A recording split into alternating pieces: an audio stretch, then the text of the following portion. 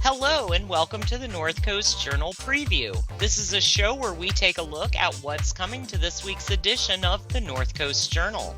I am your host, Tanya Shrum, and we are joined by Arts and Features Editor Jennifer Fumiko Cahill and our California Local Journalism Fellow, Kelby McIntosh.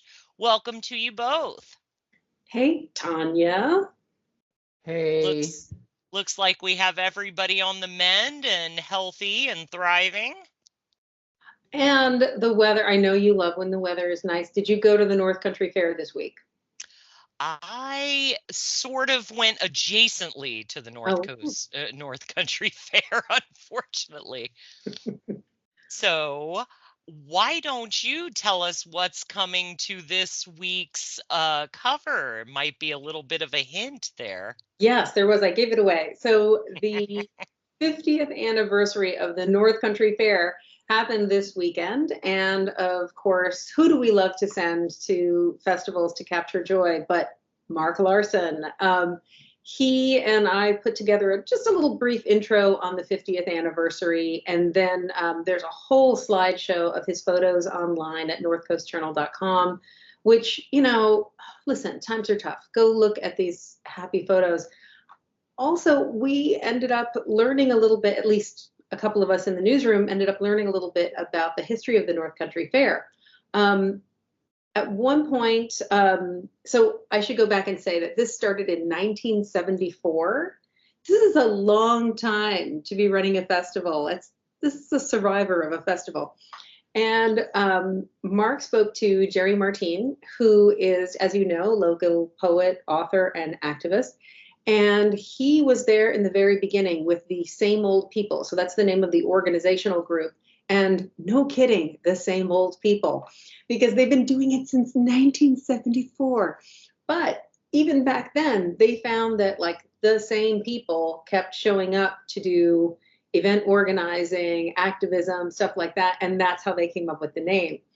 And what I didn't know was that after the big fight to keep US Highway 101 from splitting Arcata in two, which they lost, by the way, as you can tell from the big highway that splits Arcata in two. Immediately on the heels of that, these folks, these organizers and business owners that had gotten together were sort of like, what are we going to do now? And as Jerry put it, his recollection of it was, he said, probably the looniest person among us. And he said, he later told me, like, a person so loony that it was like difficult to conduct meetings. That this person said, we should give the town a party. And they were like, yeah, let's do what the absolute looniest person among us said. And so after this awful, sad defeat, they were like, let's throw a big party. And so they put together, you know, a festival, music, vendors, etc., but also the All Species Parade, which was originally handled by North Coast Environmental Center. And the folks there put it together with the All Species Proclamation, All Species Day Proclamation. I spoke to Caroline Griffith, who's the executive director over there, and she was saying that the All Species Parade Proclamation was meant to remind us that we share the planet, that we are not the only species on the planet. And they actually have a very sweet thing talking about how the moles, for example, the mole contingent of our planet, make sure that everybody's housed, and, you know, all the sort of things that we could be doing better as a species. No dogs at the All Species Parade, by the way. That has always puzzled me. But it is a celebration of kind of the weird wackiness and fun, and also environmental themes and concerns in Humboldt. And now it's taken over by the Arcata Playhouse. And I spoke a little bit to Jackie Dandenau, who is the executive and artistic director over there. And we talked about how the Arcata Playhouse has contributed and some of the things that were built for the parade and everything. And then also I spoke to Maria Vanderhorst, who is the artistic director of Samba do Mar. Samba do Mar. Why can't I say this? The Samba troupe. And then there's the Samba de Alegria, who is somehow easier for me to say. They are the musical portion of it. Samba do Mar is the dance portion of it, and how they came together, a little bit about the history of how we ended up with a samba parade on the North Coast, and about how many people are involved and how far it's come. And it's really a lovely, like I always say of Mark Larson's photos, the parade itself and the festivals, it's really just a celebration of community. And so treat yourself to perusing the slideshow and enjoying Mark's photos of a really lovely day and a celebration of community in Arcata. Yes, and as usual, he captures it in stills and brings it right off the page to us. I embarrassingly was at the Alliance Street Fair at Redwood Retro, which kind of was like an off-plaza version of the North Country Fair. I hope you wore sunblock. It was sunny. It was. It was a beautiful, beautiful day. Well, thank you for that story, Jennifer. We're going to come back to you for more. But first, we're going to pivot to Kelby, who has a story containing some really positive news. Kelby, would you like to fill us in on the news? Yeah, so this story comes by way of our news editor, Thadeus Greenson, who covered the dip in fentanyl overdoses. So this is following a nationwide trend of overdose deaths that appear to decline sharply, not only throughout the nation, but also specifically Humboldt County in the first few months of this year. Since fentanyl started showing up in the early 2010s, it quickly just became a majority of the nation's overdose deaths because it's 100 times stronger than heroin, and even a tiny amount of it could cause a deadly reaction. So according to the Humboldt County's coroner's office, fentanyl accounted for 65 of the county's 76 overdose deaths, and that was in 2020, and 60 of the 69 deaths in 2023, like several years after this highly potent drug came in. Like officers considered it the third wave of a national opioid epidemic, yes. In 2013, in fentanyl overdose fatalities, but since then, fentanyl fatality overdoses have went down as much as 30% since through April. And I even like what Christian Hill said, who was a spokesperson for St. Joseph Hospital. It said that since the period of this 62 visits so far, there's only been 62 visits so far, and that's in comparison to the 118% of this comparative in 2023. And Candy Stockton, who is the health officer, the Humboldt County health officer, cautioned though that though the decline has happened, they can't properly predict how this will be for the remainder of the years, just because toxicology tests takes over 10 weeks to confirm. But overall, this is very positive information that a lot of these dips in the numbers have happened, especially understanding how it's impacted Humboldt County. Whereas Ethan Mucklett, the executive director of Humboldt Area Center for Harm and Reduction, also known as Hatcher, they're a nonprofit dedicated to improving the health and wellness of people, who use drugs. But he says that the numbers state a different story, though. And according to Hatcher, the internal data indicates that 64 overdoses have reversed monthly in 2023, with by the distribution of Narcan. And Narcan, or also known as naloxone. Sorry. No, you're fine. You're fine. Commonly referred to as Narcan, as I mentioned, is a medicine that rapidly reverses opioid overdose. kind of thing. And from hatcher service, like since distributing Narcan, they have seen almost a 1,300 doses of Narcan in the month of 2023, and more than 1,600 this year. So it definitely does speak to Hatcher's work, and also to he just wanted to preference that, though it's not that overdoses are becoming less frequent, it's just that they're becoming less deadly with increased production, with increased distribution of Narcan, essentially. Yeah, if I can just jump in and remind people about Hatcher, if you're catching up or if you're like, oh, Hatcher, that sounds familiar. So this organization, which, has been handing out Narcan and, helping people not die of overdoses, because we're still having plenty of overdoses. We're just having fewer people dying of them because of the availability of things like Narcan, and work by organizations like Hatcher.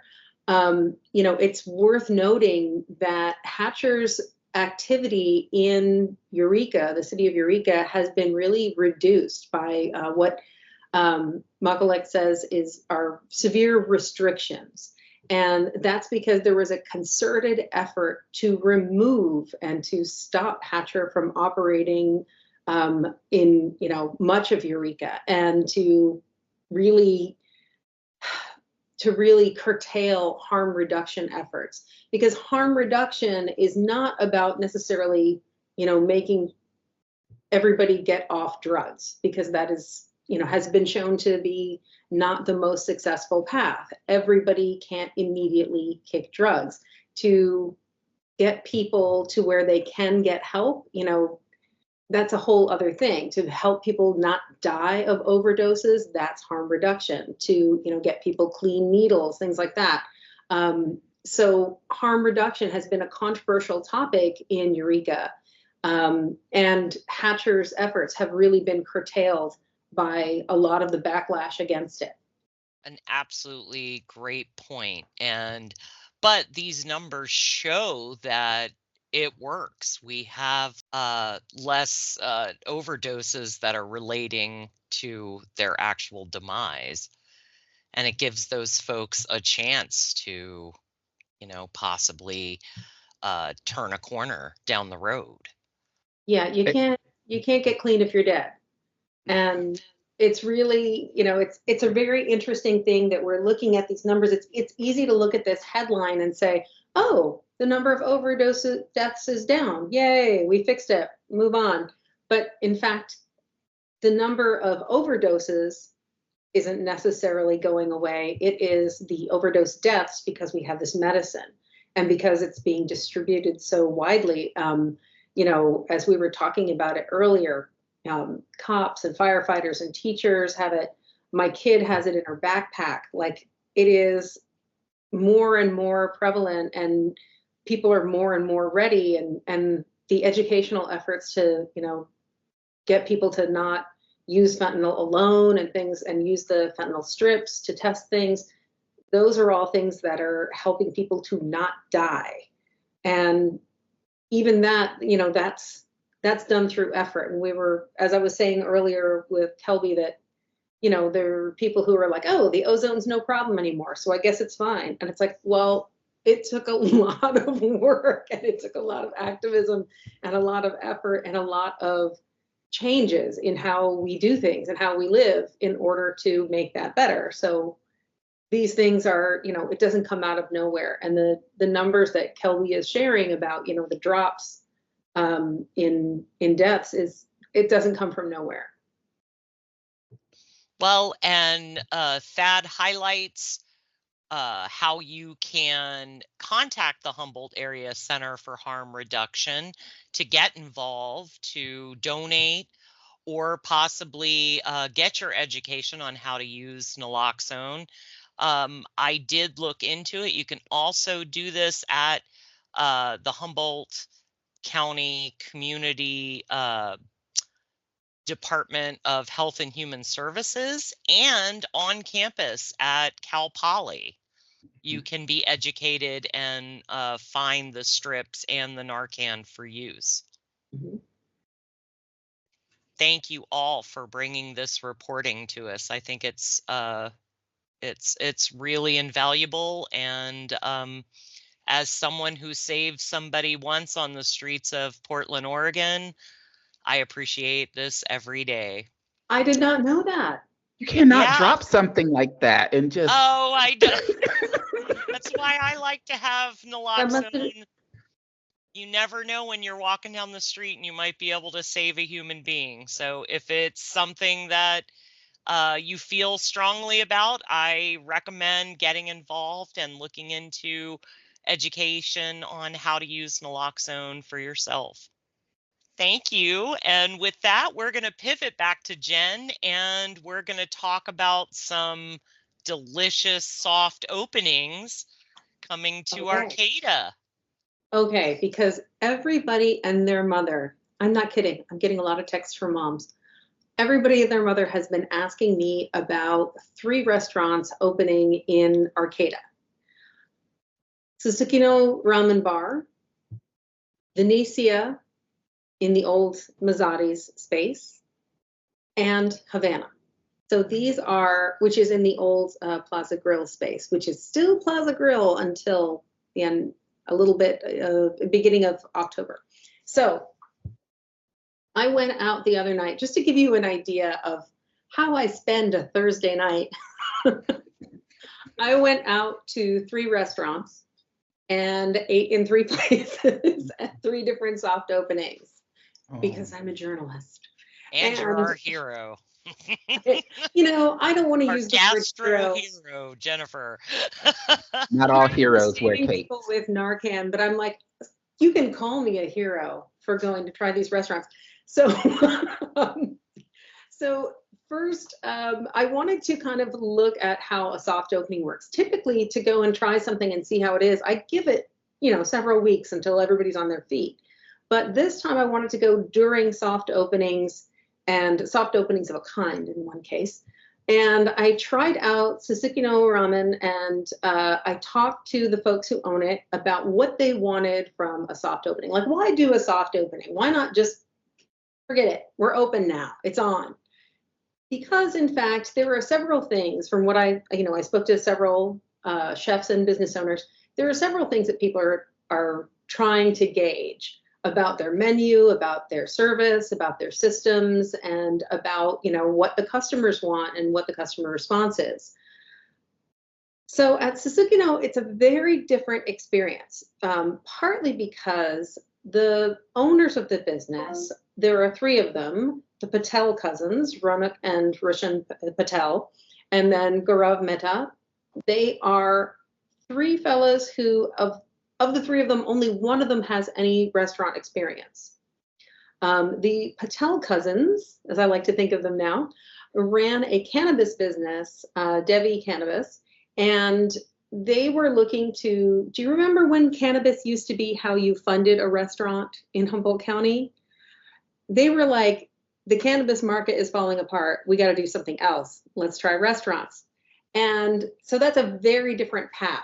Instead of just like, oh, I've got so much money for my cannabis business, they stretched themselves financially to open this place. And because they had been visiting Hokkaido, visiting the city of Sapporo, and going on more or less annual trips, they had friends there. So once they decided, let's open a ramen bar, they contacted people they knew there, including their friend Gori Igarashi, who is a ramen chef, and he had his own shop in Sapporo. He had been working in other shops for about a decade, and then he had his own shop. And in that situation, he's like solo, right? He's alone. He's the chef, he's the server, he's everybody. He's the dishwasher. So these owners haven't owned a restaurant before, haven't run a restaurant before, and the chef hasn't run a restaurant in America before, and they have a language barrier. So it's tricky stuff, but they're making it work. And honestly, the kitchen communication seemed to be pretty okay. I was sitting at the bar and watching it, and it was remarkable. Everything was getting done. Everything was moving. Of course, they had some of the same issues with like the point of service system or like order system and things like that. Every restaurant that opens new practically, unless you've had 10 restaurants before, there's always a transition period. And I talked to them about it, and Ronak Patel was telling me that, for him, he's been very frank with the staff and saying, listen, we're new at this, we're learning as we go. And so they hired some experienced servers who have been a great help in terms of like figuring out how to do everything. They have, they've done research and, did a tour in Japan to figure out how to run a ramen shop in terms of the equipment you need and everything like that. And so it has been a very steep learning curve for them, but they're getting a lot of really positive feedback. And what's interesting too is he was saying that most of the positive feedback is in person and the negative feedback is online. But that criticism, he was saying, has been pretty helpful. Or he feels like, fair enough. Like the first night they had prep issues, or they had, getting people in the door with the reservation system, those things, that those are valid concerns. And he feels like they're working them out and they're getting it straight. So, and this is our first ramen bar in Humboldt County, right? So lots and lots of people were eager. So even though it was a soft opening, they were slammed. So they didn't really get the trickle of customers that you normally get when you do a soft opening. It's kind of the purpose of it is you don't make a big announcement. You just sort of serve fewer people as they wander in. But there was so much hype in advance because people, I think, were very excited to have a ramen bar. So it was a big leap into it. So it's going to be interesting to see how it works out. And I am really looking forward to seeing how it develops. They're going to start doing like late nights and kind of have a sort of a, post night out vibe over there. So we'll see how it works out over in Northtown. The next place I went to was Havana. And over in Havana, it's not really Havana yet. It's still Plaza Grill. But they had a pop-up night. So they are going to be slow rolling into transforming into Havana by having Havana dishes, the Cuban Californian fusion dishes, on the Plaza menu. And it was this big festive night where they were going to just have the Havana menu.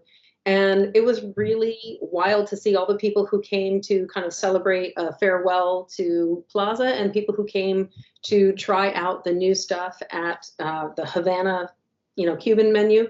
And it was just it was great to see everybody adjusting, to see the staff, pulling together and adjusting. And it just felt like a big party. So that was lovely to see. And then also I went over to Venetia, which is where Mazzotti's was. And it is an Italian-American restaurant, but very different from Mazzotti's in terms of the flavor, in terms of the dishes. None of the Mazzotti's recipes are there, despite what you may have heard previously. And I talked to Chef Woody Cabello-Penn, who is only recently of Tavern 1888, which just closed. And he brought a lot of the Tavern 1888 people with him over there. So servers, kitchen people, or whatever. And so they were able to really open up fast and hit the ground running. And he talked to me about some of the dishes and things that he's adjusted over the past, long 1 month soft opening. And he was sort of chuckling and saying, yeah, it's open now. It's not a soft opening. It's been a month. But he's already gotten some, helpful feedback from customers. Like he was like, I never even thought to have gluten-free pasta, but it's actually become really popular and people requested it. So it's really interesting for me to see how a restaurant changes and adapts in those first weeks, and figure out how to best serve, the customers here. And I'm excited to see what happens with these places down the road. Well, thanks, Jennifer. I know Arcata is dying for all this new yummy choices. And that wraps up our time for this week. We're going to hit the ground running and get you back to your day. The current edition of the North Coast Journal is available on newsstands, or, of course, you can find it digitally online at northcoastjournal.com. I am Tanya Schrum. Thanks for being with us and staying informed and supportive of our North Coast community.